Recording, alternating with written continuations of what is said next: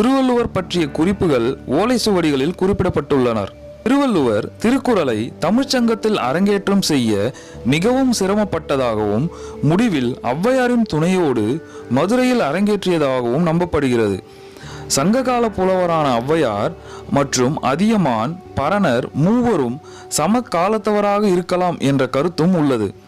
இதன் மூலம் சங்ககால புலவர் மாமூலனாரே முதலில் திருவள்ளுவரை பற்றிய செய்தியை நமக்கு தருகிறார். வள்ளுவன் தன்னை உலகிற்கு தந்து வான்புகழ் கொண்ட தமிழ்நாடு என்று அனைவராலும் போற்றப்படும் அளவிற்கு தமிழுக்கு புகழை சேர்த்த இவரது மிக சிறந்த படைப்பு இந்த திருக்குறள் எனும் நூல். திருக்குறளை படிக்காத தமிழனே இல்லை என்று கூட கூறலாம். அந்த அளவிற்கு தமிழ் நன்னெறி நூலாக உள்ளது. திருக்குறளின் உன்னதத்தினை உணர்ந்த இதனை G.U. போப் என்பவர் ஆங்கிலத்தில் மொழிபெயர்த்துள்ளார் என்பது குறிப்பிடத்தக்கது. திருவள்ளுவரின் கவித்திறனை நேரில் கண்டு பூரித்த